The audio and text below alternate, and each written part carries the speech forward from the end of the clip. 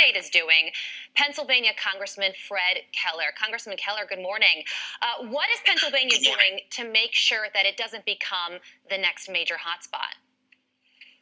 Well, there's a couple things that have happened. Early on, we had a non-essential businesses were closed. Only life-sustaining businesses were open. The governor had an order there.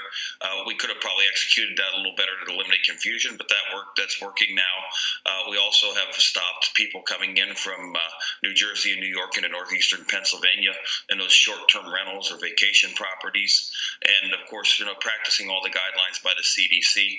And Dr. Levine runs a great Department of Health here in Pennsylvania, recognized by Dr. Redfield and some other people in the hearing we had before we left D.C. and finished things up. She had been recognized for how well she does here in Pennsylvania. Yeah, Pennsylvania is actually being pretty strict from what I have read. My question is, as the weather starts to get nicer, how long can you hold on to this? How long can you keep people contained in this fashion? Well, again, I think some people are getting outside, sort of in open spaces or, as the weather's nicer, but practicing what the federal government says to do as far as the social distancing and so on. Those are things we need to do. But, again, taking the precautions that we've taken, we're hopeful that we've flattened that curve and we'll go forward and not have as bad of a thing as what some people may think we're going to experience. Yeah, I understand that you're very concerned about prison inmates with COVID-19 being moved outside the prison system. Can you explain what's going on there? Yeah, that's something that we've been working on here for a couple of weeks. When we had heard that there were going to be some transfers, we got with the Bureau of Prisons. They've slowed those down, but our only stance is that they need to stop those transfers immediately from one place in the country to another, and particularly because we have two institutions in the district I represent and one just right across the district line in the neighboring district. And we want to make sure that we as the federal government are also making sure that the spread doesn't happen because we're transferring inmates. Where are those prisoners being held when they leave the prison? Well, actually, they came out. The most recent batch that came in was out of Oklahoma City. So the Bureau of Prisons moves them from one location to another. And we're simply saying, since we're shelter in place here in Pennsylvania, then what they should be doing at the prison system is sheltering those inmates in place rather than doing any transfers.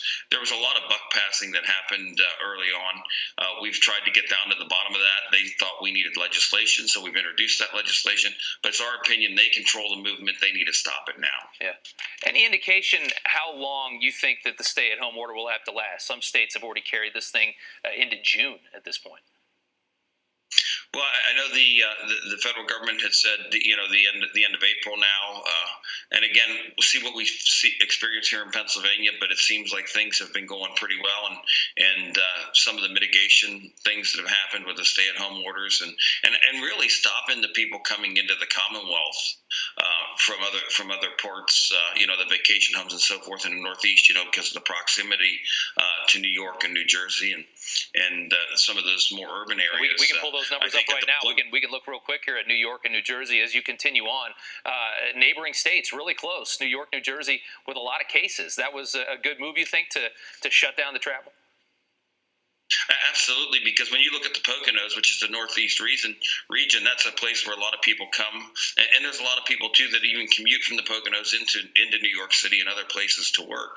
So taking some of these steps to make sure people aren't crossing the border and having buses come in for vacation homes or these Airbnb places, just really putting a stop to that, I think it's going to do a lot to help us make sure we don't have more cases come into the state. Congressman Keller, a lot of areas of Pennsylvania are very rural. Are hospitals in those areas ready in case things do get really bad?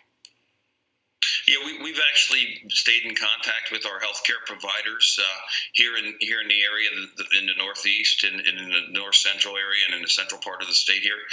They say right now they're in good shape for planning purposes. But again, we've got to do everything we can for mitigation, and that's why we personally have been looking at the inmate transfers to make sure that no cases are brought into our area. Also, following the CDC guidelines, communicating to people, and of course the shelter-in-place orders, along with the non-life sustaining businesses not operating right now. And that's part of what Congress did to make sure that people got their paychecks, the small businesses could stay open. The Paycheck Protection Program has been up since Friday, and it's been helpful to a lot of people. Absolutely. Sir, thank you so much for your time, Congressman. We do appreciate it.